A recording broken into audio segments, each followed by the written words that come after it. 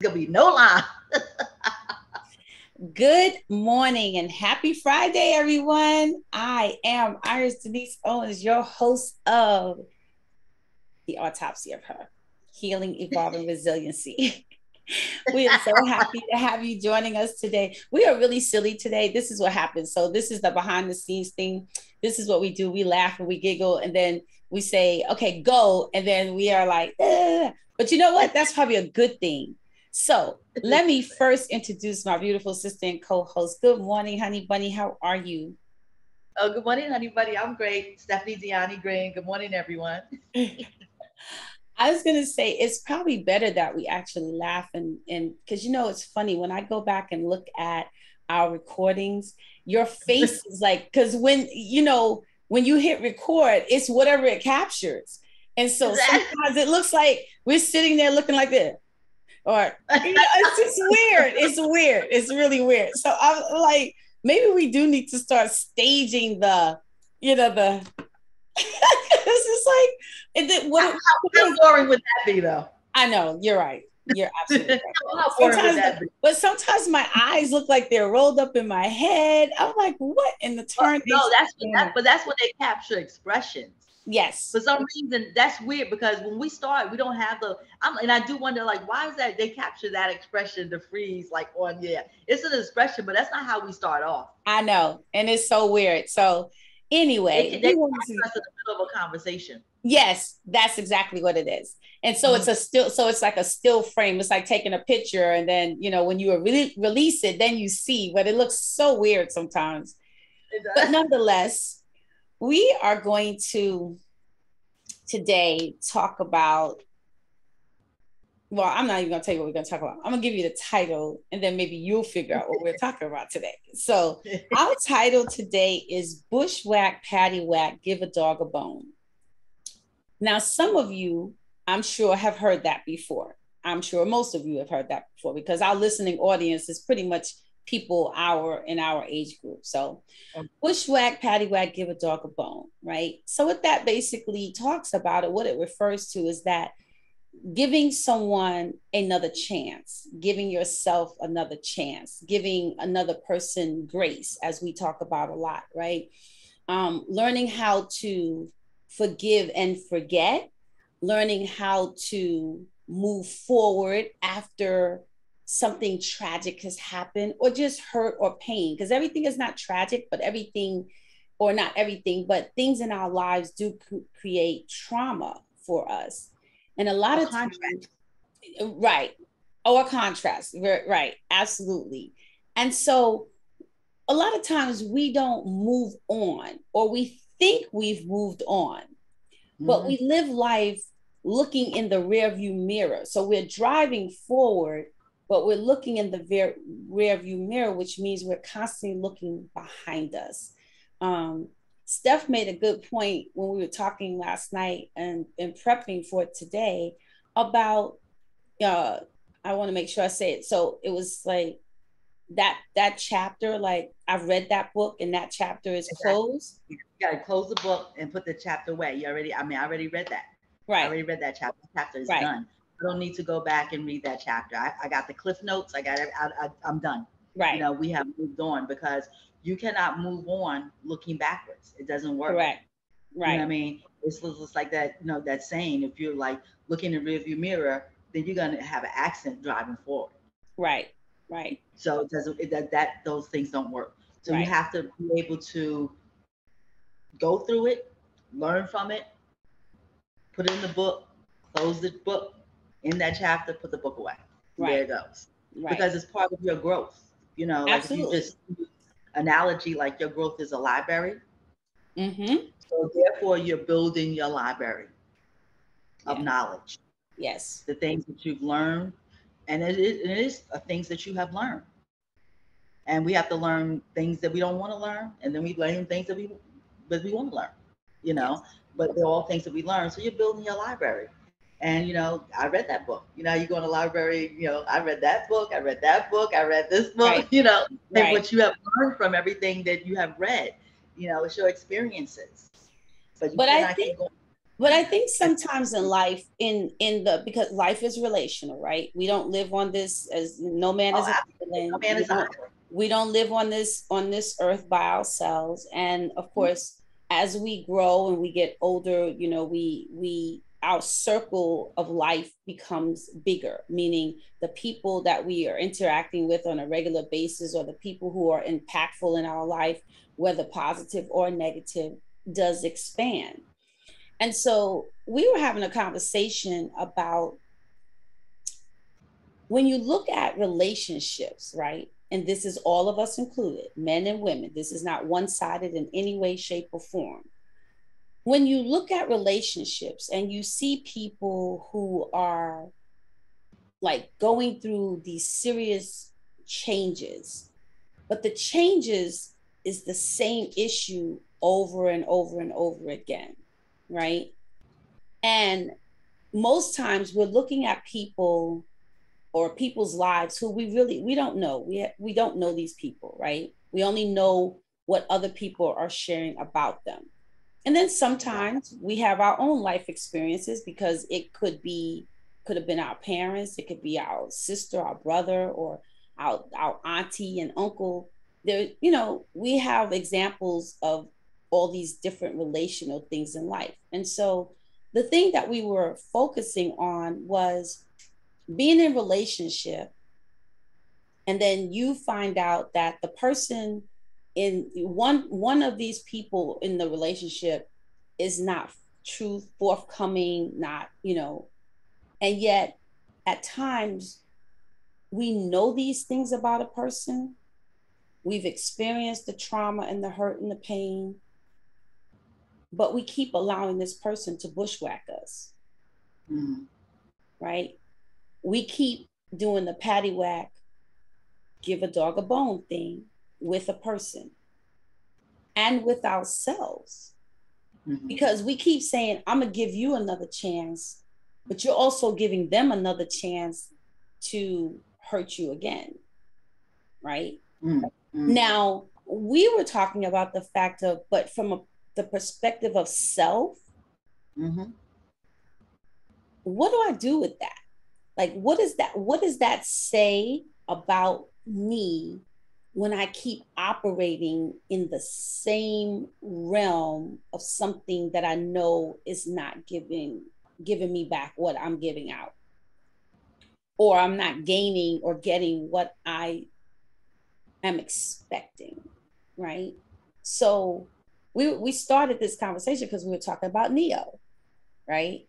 And we were like, oh, okay, Neo, Neo and his wife, been together 8 years, and again, we don't know these people. We're just using this as an example because it's prominent in the news, right?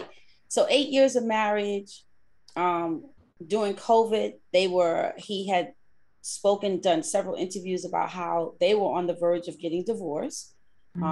Because his wife was pretty much done with him. She was ready to leave. And I think she might have left him at a point. I'm not really certain, but she was ready to go. Well, COVID hit. They were together. They had another child together. So he was like, oh my God, this is the greatest thing ever. This saved our lives. This saved our marriage. And now she's like, you're a dirty dog. But not to mention they had a hope that they got remarried again. That's right. And that's right. They had a whole renewal, beautiful, lovely, extravagant ceremony, right? Mm-hmm. But this is what go ahead. But this is what I say, that you, and it's however which way this goes, you cannot build your happiness on another woman's tears. You cannot. And I think that especially us as women, and it's more so us as women than it is men, we will meet a man and he seems to be like a very nice man. Okay. Not, I mean, because they will put on a show for you. Oh, I was married, or I had somebody. In this man's case, he was in a relationship with another woman. Right. Never married her, but had produced 2 children with her. Mm-hmm. Okay. And for whatever reason, he did not marry her, but asked her to tie her tubes so she would not, because he did not want any more children. You know, they broke up or whatever. Next thing you know, I don't even know, from what I understand, that she thought they were still in a relationship. He started with this woman. No, they had broken up. But the whole thing is, then he got with this woman and got her pregnant. Now he's having a baby over here. But now you ask this woman to tie her tubes. So it was really like just how we live in this world now of social media. We think we know who these people are, but what was being shared on social media. But I guess me, like, I'm older now, but certain things that men say to you and how they do other women, oh, he's never going to do that to me. Oh my God, he will. Right. Because that's his character, a person's character speaks for itself. Right. There is this old movie, I can't remember the name. Oh, Mrs. Winterbourne. It's an old movie that Ricky Lake did. I never forget. It's a cute little movie with her and Shirley MacLaine. But she's with this man, and he was already no good. Gets pregnant. He's like, oh, that's not my baby. Throws out the house in the rain, whatever. She ends up, getting mistaken from somebody else. Ends up with this wealthy family. And what happens is, once she gets with the wealthy family, the guy finds out, because he was a bum anyway. Is like, I'm gonna tell them that that's my baby unless you pay me money. And so she's scared, and he gets killed. So they blame her for the murder. But come to find out, when she was in the rain begging him for a place to sleep because she's pregnant, he's up there with his other woman. So I said, you better not ever do that to me. And he said, I'll never do that to you. And come to find out, she killed him because she was pregnant. He threw her out. To her. But she took him out for it, because a person's character does not lie. I'm telling you, if you watch a pattern, I know men personally, but it's a pattern. So the thing that when we were talking about all this last night, the thing that we focused on was, like you said, he asked this woman to tie her tubes, and she did. She accommodated him. He is not the only. There was what's the other? Clint Eastwood with Sandra Locke. Clint Eastwood did it with his a woman.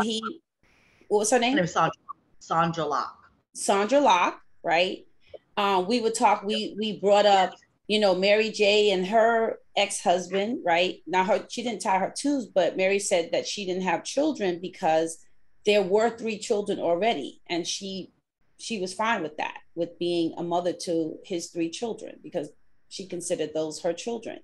There was conversation about what's her name?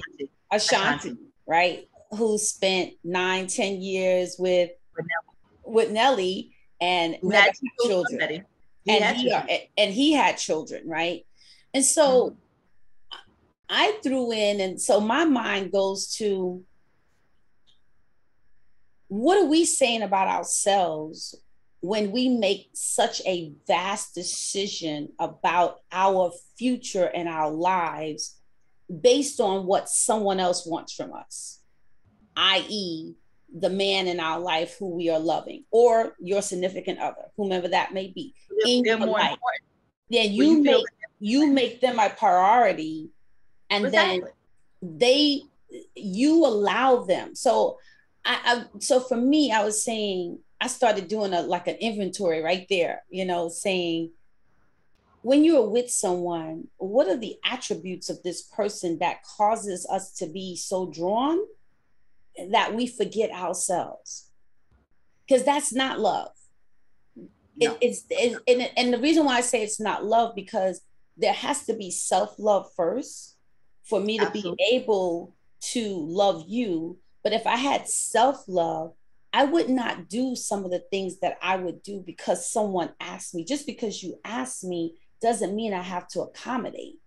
And it would also say that if I had this strong self-love of myself, and the security of being okay with being by myself, with myself, right? And I'm not saying that's forever. I'm just saying being with myself, right? And being comfortable with it, because what someone else is asking me is a sacrifice that I cannot afford to make. No. I don't have, as we would say, I don't have the bandwidth to keep giving away all of me so that you can feel better, right? And yet you have to give away yourself in a relationship that's taking from you, then that's nothing healthy about that. Right. You know, I mean, if someone comes into your relationship, as we had our guest on Kelly, when she said she asked God, I want somebody who's gonna not take from me, but it's gonna like add to what I have. Right. And it's the thing with the person. You want to add to what they have. You're not taking from them. But you know, and I think, and I have 6 brothers. And the one thing that I've learned from my 6 brothers and a whole host of male cousins is that when they meet women and it's something like so fly, you know, she's taking care of herself, she's doing this. But once she's more interested in them than she is in herself, they lose interest in her. You know, but it's like, because you're not a challenge anymore. Most men want a challenge, right? I think women, we want a challenge too. Even to the people think, no, you got to get down and ask a man to marry you. Even to this day, when a man wants you, he will come after you. Right. He will come for you. He does not want you. Now, I hear people all saying, well, he didn't come after me, but we married now. You gave up a lot of yourself for that. You gave a lot of yourself. And, you started giving yourself when you did after in the first place. And you set a precedent. You set a precedent that, you know, as my mom would say, you know, don't start nothing you ain't gonna keep up. That's right. Exactly. Because once you start it, it snowballs. It's just like with our children. If you want your children to act and behave in a certain way, from the moment they have sense, you have to start putting and laying the foundation for what the expectations are of them from you, right? Or to, you know, you to them and vice versa. Exactly, so if you don't do that, or you can't wait until they're like, now they're talking, they're walking, they're 5 years old and they're getting ready to go to school. And now you're like, you need to learn how to sit down. It comes out. You start doing that when they come out of the womb. Right. You have to lay the foundation. So if I come into this relationship with, I am doing everything that you're supposed to be doing, or I think that if I show it to you, you will then reciprocate it back to me. That is not how this works. Because in most times, as human beings, by nature, we are selfish. By nature, we are selfish people. We are selfish beings, right? It's by nature. But we need to be selfish. No, right. But I'm saying selfish in the manner where I'm saying it's on the other side. It's so far to the other side. Yes, we all need to be selfish. That's self-preservation. Self-care is everything. But I think that, I think we're not enough. Really, as I'm looking and the more I study, we're not enough to the other side, because if you were really selfish and thought about your self-care, we wouldn't have as many toxic relationships as we have. You know, it's like we were talking about, you know, when, you know, one of my friends was saying that this is the first guy that she's been with that told her no. It's like, and so at that time, maybe you thought that she thought he was being selfish, but he was just like saying, no, this is what, you know, and then you had to like decide whether that worked for you or it didn't work for you. And she was like, you know, I learned something from that. And it's okay. Because if you don't, because then when you start giving up everything for that relationship, you are in trouble. And it like, I think that we have made the word selfish negative. And selfish really is not a negative word. No. You know, I mean, when you're talking about, now I think that, and I think we're using the wrong connotation. Now, if you're sick and your mate doesn't want to feed you food or give you something to help you, or they're selfish, that's not selfish. That's more like crazy. No, but what I was saying, we need selfishness to have self-preservation. I completely agree with you. But what I'm saying is, by nature, as humans, we're selfish. And I'm saying sometimes that selfishness for some people goes over a limit where you're impacting another person negatively. That's what I meant by that. The selfishness is negative. I think the word. But I think that word, I think that I want to really study that word a little bit more, just in general, because I think that's not the word. As the more and more I study it, because it's like, I think that we use it. That's why I was just saying, I think that we're using selfish out of character. I don't think that's really what that is. I think that when people like saying, like I said, for example, if something's wrong and a person doesn't care for you, we'll say they're selfish. But I don't think that's the word. I think it has to be another word for that. That's what I'm trying to say. But I know what you're saying. It's like when it's like, because that would be the word I would normally use, saying, oh, they're so selfish and so self-centered. But I don't think that's really the word for that. I think but the meaning of selfish is of a person, action, or motive lacking consideration for others, concerned chiefly with one's own personal profit or pleasure. That is the meaning of selfish. Right?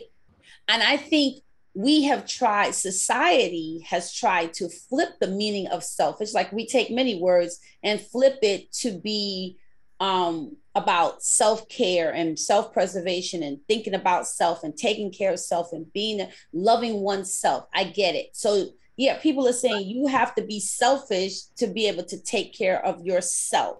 So what's the definition of self-preservation? So maybe that's the word. Okay, maybe it is. Let's see. The protection of oneself from harm or death, especially regarded as a basic instinct in human beings and animals. So maybe self-preservation is a better terminology when you are talking about taking care of self, right? Because selfishness is a negative connotation that we are now trying to make a positive connotation, right? So I think the words do mean, they mean what they mean, but we're using them differently. But my point is that when we get to the point of, because we will say, I can't believe that this person did this to me, right? I can't believe that I gave all this time, I put in all this energy and all this work. Yeah, I should have left yo a long time ago, right? So waited to tail. Yes, right. Waited to her tail, baby. I should have smoking a cigarette, light that thing, and pour the gas on the car and walk away. That was the best moment ever. That is an epic moment ever. Okay. But it's in the movies, in between crazy people try to do it in real life. Right. And so and that's a good point, Steph, right? Self-preservation, if you watch that movie, that's a perfect example of where you were this person when you met this person, right? And then you spent these years with this person, this time with this person. You have now changed who you were to accommodate this person, right? But guess what? You don't even know this person that you have become. And now you hate him, he hates you, and you hate you. That is a perfect example of. I wouldn't say it was hate. I would say it's strong resentment. Oh, no, there was hate. There was hate.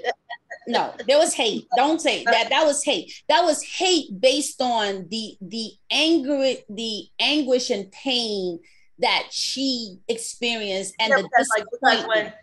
Because when he was building she wanted to start her catering business, and he was like, no, it's not a good time to start your catering business. You build this business and everything like that. And she supported him, raised the kids, and and helped him build that business, his business. And how many women do that? How many women are in relationship and then someone says, listen, and no, I'm gonna take that back, because I know some females who have done it too, who have said, you stay home, or you do this. I'm gonna go back to school. Let me work on getting my degree first. And then when I'm done, it'll be your turn. I know dudes who have done that and have been in situations where the wife did not uphold her end of the promise. She got every degree she wanted to get. And then she was like, deuces, bruh. I'm out. Yeah, that would talk about me and my ex-husband. Yeah, deuces, I'm out. I know men who have experienced this, and I'm not saying one man. I know men who have experienced it. So I'm not going to make it a one-sided thing, as I try not to ever do, because we are all human and we all have our stuff. And so that's what I mean. When you have put your life basically on a major hold in order to, because you trusted and believed and visioned with this person that, yes, this is what life is going to be about. And then, as we talked about last week, you are on straight street, going down straight street, baby. And you get to the light on straight street and go to talk to the person, and you're like, oh, yo, yeah. You weren't see journey by myself. What happened? Yes. Now that's one of the times that you need to look in the rearview mirror. But let me drop a little nugget here. Something that just came to my mind.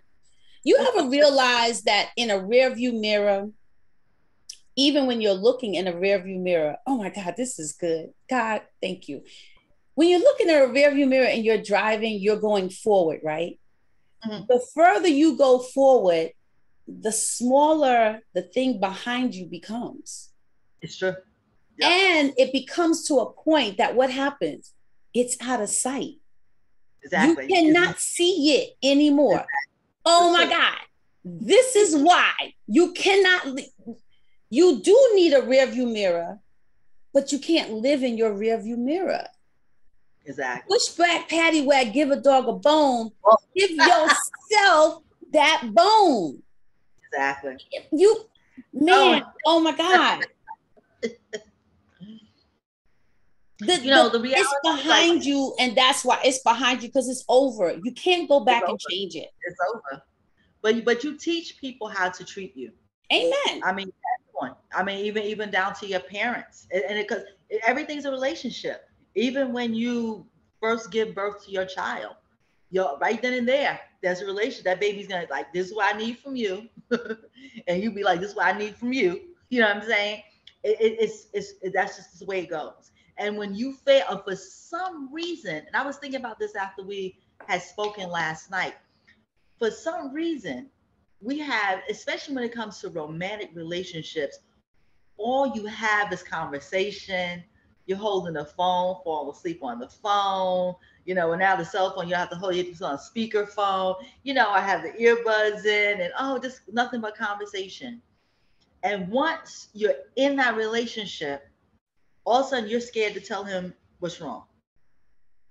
Or you're scared to tell her what's wrong because you don't want the attitude, or you don't want her to be upset, or you don't want him to be upset, or you don't want her to break up with you, or want him to break up with you.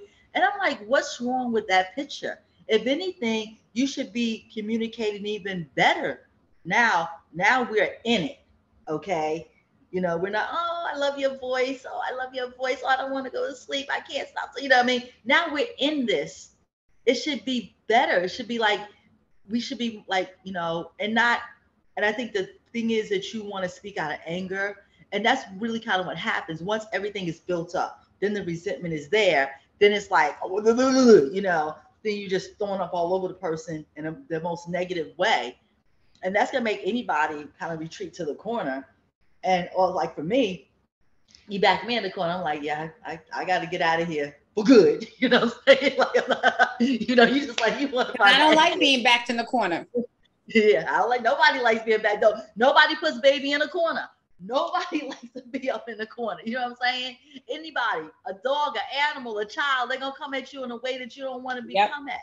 So it's like, but we need to continue those depths of conversation. The same way that we couldn't stop talking when we first met. Like it needs to be there, because if you're not having a conversation, you're not doing anything. But you know what it is? It's the conversation. It's always, especially like we as women, men are intuitive too, but we're more intuitive in a lot of ways. We have certain traits that they have that we have. There's different. But it's like, as soon as they come in the room, you feel that, okay, something's changed. Yep. You feel that energy. You feel right. That's the energy I felt yesterday. Yes. So now sometimes it's that You know, they saw a cute girl and like, maybe I should have waited a little bit longer. This girl look cuter than me over here. You know what I'm saying? But how can he come and say that to you? But all the energy, you know what I'm saying? That's really why you have to really take your time. Because when someone's all over you, you be like, okay, wait a minute. You know what I mean? Like when they say love bombing, somebody's love bombing you, like you really want to back up a lot of steps. And let's see how this goes. Because they just all of a sudden, like they just all over you. Next thing you know, you're in this whirlwind relationship and you're like, what happened? And 6 months later, he didn't even know your name. You know what's so interesting about that?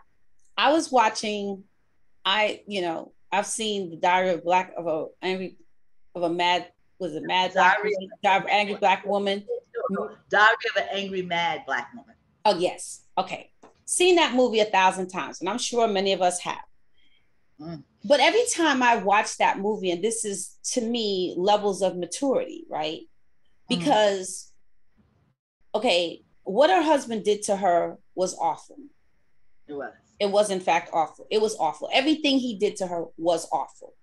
But she had no self-preservation. But she had no self-preservation. Because even if your husband says, or your spouse says to you, you can stay home, you don't have to worry about working, you ought to be doing something every day that ain't just cleaning the, and you didn't clean the house because you had a housekeeper, right? What? You didn't have children. So you should be doing something else. You should be doing something else in your life, right? I think life is not made for us to sit around and primp and press all day. But something that I realized that I think I did not look at ever before in this manner was when she met Shamar Moore, whatever his character's name was, right? And you know, where we going? Yeah. It was bad. As you watch their relationship develop, right? In my mind, Shamar Moore would have been a man I would not have dated. Because Shamar Moore heard what she said of her hurt and her pain and where she had been and da da da da. And yet he was like, I love you. I'm in love with you. I can't breathe without you. The day, yeah, bro, that sounded so good. But you know what? I never realized at that moment where he had asked the night before, do you love me? And she did not answer. She could not answer. And that's actually the night she ran out, right? Because that's the night the husband was shot, okay? When he asked that question, you and I talked about this last night. If I gotta ask you if you love me, baby, go somewhere. Exactly. If you have to ask a person, do you love me? And then they say, I'd be like, that's just like you didn't watch Sex and the City, but they had this whole arc with Blair Underwood. Wait, okay. Don't let me lose this. Okay. But my point is, he asked, she didn't answer.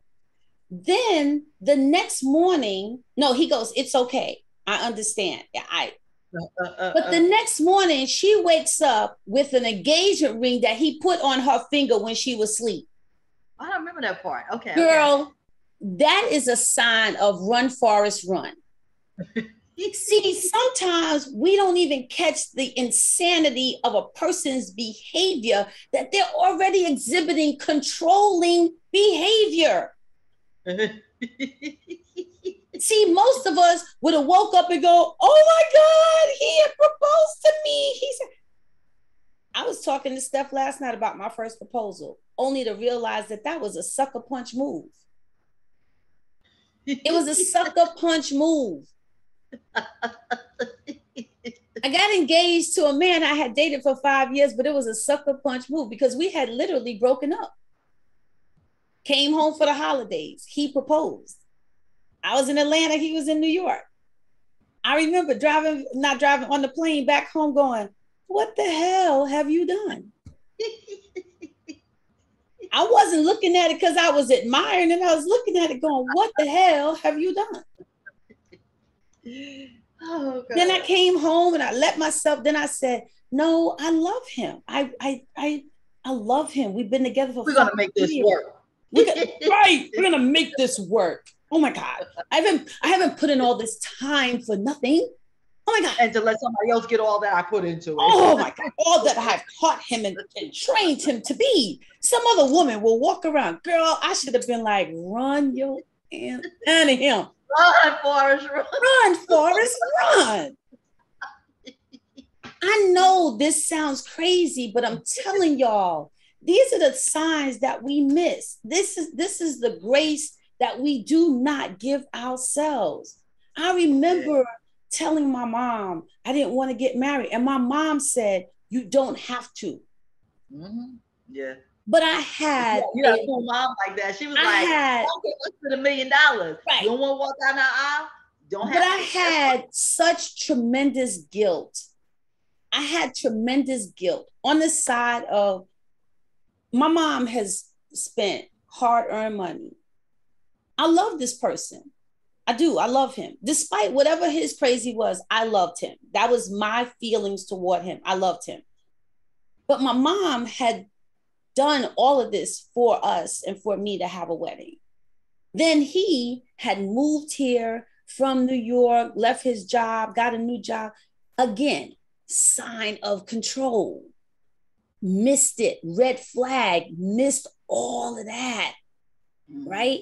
This is what I'm saying. We got to be more in tune that when your gut tells you something, when your heart is telling you something, man, take the moment to sit down and examine that thing. Because I married this man after 5 years of dating, and we were not married a month. Yeah. We were not married a month because more of the controlling came out, more of the insanity came out, more of the character of whom he really was. The representative had gone. Representative said, yo, I put my time in, I'm out, deuces. Will the real person show up? Yo, he showed up. I was like, woo, I got to go. Somebody got to leave here. One of us got to leave here. But that's just like my first marriage. I mean, my first marriage was a rebound marriage. You know, like I tell you, because I got married the same chapel where Jennifer Lopez and Ben Affleck just got married. So did I. Not the first time. Not the first time. That's where Ron and I married. Okay, so we planned it. We didn't elope. We planned it. Okay, so yeah, well, we eloped, but we didn't know we eloped to get married in Las Vegas, but we didn't know where we got married there. Okay. But anyway, and so, but all through this, even prior to, well, yeah, no, I could see, I was love bomb, and I could see like the little things, you know what I mean? But me not being like, I don't really like dating like that. You know, I like to be in a relationship, be married, you know. And when my fiance broke up with me, my aunt said to me, you do not marry someone you love. You marry somebody you have something in common with. That, you know, like doing things together. You grow together. You never marry all in love. That's not good. I never forget my aunt told me that. And so we had something in common at the time. And I had seen him. My mother dragged me out because I was like, I didn't want to go nowhere. Come, we'll go to a fashion show. That's your thing, you know. Took me to this fashion show. He was a model in the fashion show. And for some reason, I was just loving men with ponytails, not the man bun, but the ponytails back in the day. He had a ponytail, and I was like, oh, okay. And then, but this other guy, and I am that person. The ponytail guy wasn't looking at me, but this other guy was looking at me, and he was a cutie pie too. And he was like, my mother was this go hang out. My mother was like, she'll drag me out to a party or a club. My mother was cool like that. And so he was like, well, we got a suite upstairs. I go upstairs and change. We're going to have an after party and all this kind of stuff. So when I went upstairs to his suite, who's up there but the ponytail guy? And they were, but it was like room. They shared a room and suite. And then the ponytail guy had a fiance. I never forget, her name was Chrissy. And so I'm talking to Chrissy, and we all go, whatever. Then I don't know what happened. And the other guy was Aaron, and we hung out for a little bit. Then I don't know what happened. And like literally like a year or so later, I'm in my store in the Pan Am building. I forgot what the name of the building is now, but it sits above Grand Central Station. And who walks in my store but the ponytail guy? And he no longer has a ponytail. And I'm like, oh my God, hi, how are you? And he was like, hi, like, I don't remember you. I said, you had a friend, Aaron, you guys are models. He said, oh, yeah, I remember. I said, I met your fiance, Chrissy. Oh my God, oh my God, she was so crazy. I had to break up with her. We didn't get, he was this whole thing. And long story short, he asked me out on a date. And at that point, like, if anybody asked me out for a date, I would say yes. So I would always end up with probably 5 dates on one night, because I learned that something's gonna fall off. And sure enough, the night I had all these dates, and I forgot that my brother, him and his wife had a baby, and I said, bring all the babies to me. I said, oh, I'll take the baby for the weekend. And he was only he wasn't even a month old yet. I said, bring the baby to me. And I said, I'll babysit for the weekend so you guys can hang out. And when I got home, my brother and his wife was there with the new baby. So you forgot about the date. Mm-hmm. I forgot about the babies coming. So, yeah, so they were like, so they were calling, like, what are we going to do? I said, well, my nephew's here. Call me when you get rid of the kid, And he was the only one said to me, he said, well, let's go to brunch in the morning, daytime. And then you could bring the baby. There we go. And it just started rolling from there. Next thing I know, 7 weeks later, after 2 weeks, he asked me to marry him. I said yes. 5 weeks later, we was in Las Vegas getting married. You said, that's right. You got married. That was her little marriage, y'all. That was my little marriage. But I could see when Janet Jackson's album Control had just come out. And I had her hairstyle on the cover. He was like, why are you wearing hair like that? You already started picking, you know what I'm saying? And it was just it was those little things, you know what I'm saying? And I was walking down the aisle thinking oh my God, what I got myself into, and just regretting it. And eventually, that's when I moved to Starrett City for that brief time. And eventually just got, was not healthy. And then he tried to lay paws on me. That really was not going to work. Yep. And 7 weeks later, I filed for divorce. So the whole relationship was 14 weeks. And then it took me six months. There's a whole movie called 14 Weeks, isn't there? No, I think it's 15. I don't know. It's something with that. There's a movie called 14 Weeks. I don't know. Yeah, it's 2 weeks. I think it's called 2 weeks. Okay. But it was so it was interesting. But you learn, but then I realized maybe about 5 years ago he was on Facebook talking about, I'm looking for my wife. Oh yes, I forgot. Yes, Stephanie's first husband was looking for her. Yeah. Yeah. I'm like, how many years has it been? I would not know him if he showed up. He's matured since then. Oh my God, I've been dying. And how I love The View. I haven't been watching in a while, but Barbara Walters said one day she was standing in her building and she said, she's standing, this guy walks by and says, hi, Barbara. And she says, hi. And she said she was trying to think who it was. So after a while, she realized it was her first husband.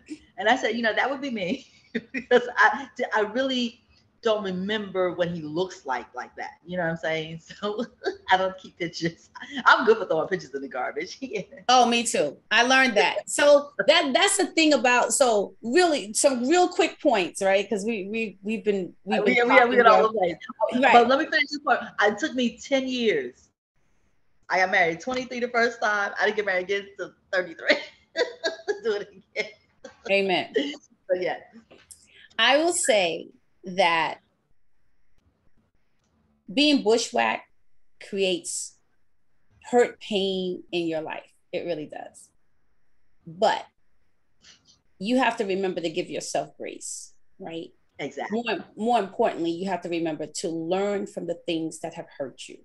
Oh, absolutely. It's like being a kid. It's like being told, don't touch the hot stove. Once you touch the hot stove, the stove is going to burn you. The burn is going to leave a scar. The scar is going to hurt. And the scar will always remind you of that you turned that you touched that hot stove.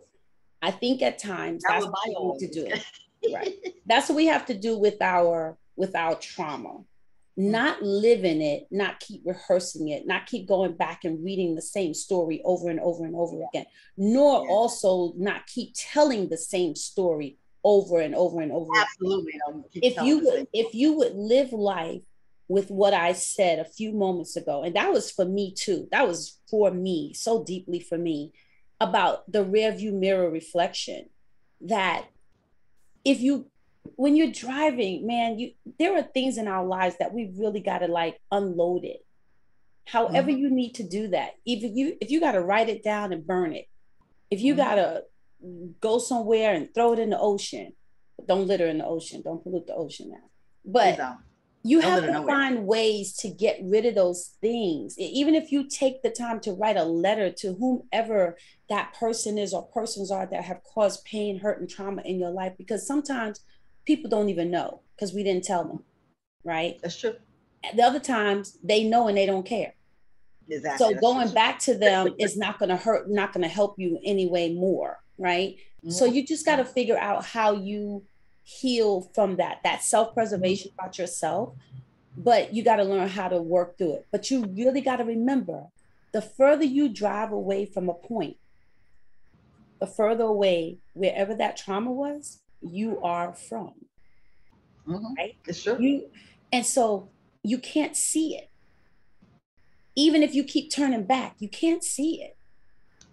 You can't see it, you can't feel it, you can't touch it. You got to figure out in your life, how do I work through this thing to the point that it does not affect me like that? Right? Because I do think we make decisions in relationships based on previous relationships, good and bad.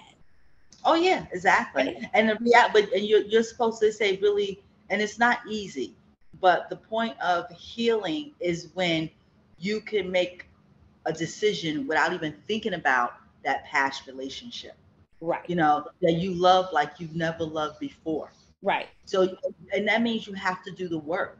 And most time we don't want to do the work. Right. You know what I mean? You don't. But you just want to put a Band-Aid on a scar, you know, something that cut to the bone. You can't put a Band-Aid on that. It's layers and layers and layers that have to heal. You know, and sometimes, and the reality, to use a scar as an analogy, if you take the time for each layer to heal right, you won't even be left with a scar. Absolutely. Absolutely. That's like the scar on your heart. Right. If you take each layer, and it's like because each layer they stitch it up, and when those stitches are so fine on each layer, you won't even see a scar. You have to get real close to see, wow, right. You know, if there was a pain there one time in her life, but look how well it's healed. Right. And remember, because scars are the strength and your resiliency that you healed. You survived. Exactly.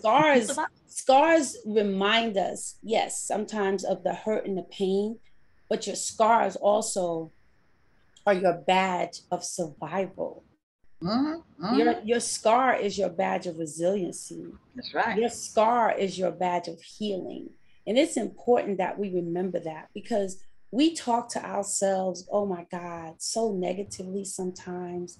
And we beat ourselves up about mistakes that we have made and things we made and decisions that we made.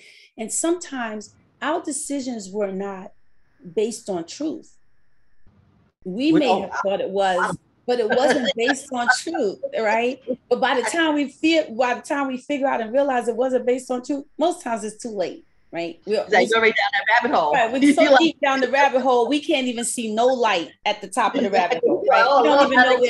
We don't even know where the hole is, because there's too many holes now. I don't even know where the hole is to get out of here, right? So it's so true. But remember that you have to give yourself that bone. Bushwack, Paddywack, give a dog a bone.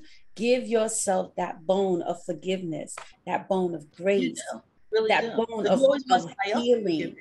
Yes, that bone of forgiveness. Starts with self. You got so we talked when we started this, you know, Steph and I went back and forth about selfishness, self-preservation. Well, have some selfish self-preservation. How about that? Does that sound better? Have some Mhm. selfish self-preservation. Yeah. SSP. And not to mention that, like I was saying, forgiveness starts with yourself. Amen. Forgiveness starts with yourself, and we have to learn how to forgive ourselves. Right. You know, definitely. But in order to forgive yourself, you have to own it. Yes. That really is the problem. People don't want to own it. Yep. I know many people in my family like, oh, I don't know why this happened to me. I don't know. Like, why is this happening? Why? Oh, I can't get this. Own it. Yeah. Whatever it may be. If you were there, you're a common denominator. Hello. You gotta Everything that happens in your life, you're there. So, you know, you cannot go around and saying like, oh, why is, pain always falling on my head? I don't know what I did. You have to own it. And then when you own it, then you can forgive yourself, because you're saying, oh, I want somebody to forgive me, but you're not even forgiving yourself. You're not even owning your part in the situation. That's true. That's very true. That's why a lot of people don't heal and can't forgive themselves, because they don't want to own it. You want to go under a rock somewhere. I'm not saying you got to tell me. You got to just tell yourself. You know what I mean? You got to write it in a letter. Right. Because God knows all that's happening. Yeah. Not just when you step into the church on Sunday morning. He's with you 24/7. I saw something the other day on Facebook, and somebody said it on a show last night or the other night this week that I was watching. And the statement was, we all have a chapter that we cannot read out loud. Hello. And I was like, I said, just one.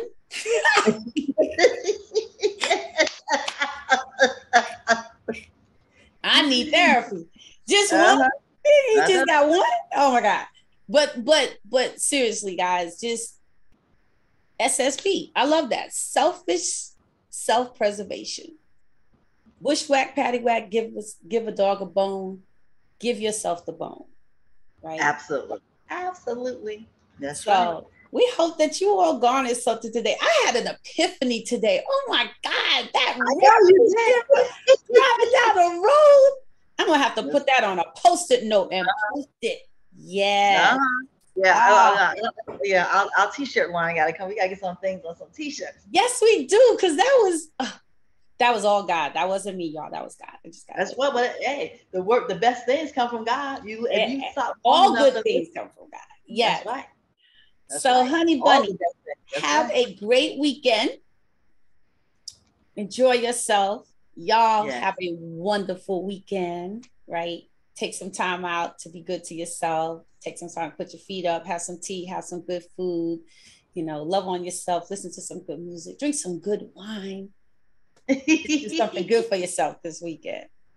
Yes. Have a great weekend. And if you think you're missing something, or like, was I supposed to go somewhere? Double check your calendar, because I missed a major event last weekend because I didn't double check my calendar. Like, what happened to you? What did I miss? I'm good for that though. Like, if you think, I tell my people, if you like, I know Stephanie would be here, just send me a quick text, because I just kind of like slipped my mind. He just showed up. I didn't show up. The girl was like, "You all right? We got about the graduation party." I'm like, "Oh Lord." I did, and I felt I had something to do, but I looked. I said, "Well, I guess not." Okay. But just have a good weekend. Enjoy yourselves and keep smiling. Yes. Smiling with us all. Yes. I'm silly today. Enjoy yourself. Enjoy yourself. Enjoy yourself. Enjoy yourself. Enjoy yourself. Enjoy yourself for me. You better enjoy yourself. That girl can sing. Like Jackson 5. Better enjoy yourself. Hey, y'all have a great weekend. We love y'all. Be blessed. Love you, honey bunny. Love you too, honey bunny.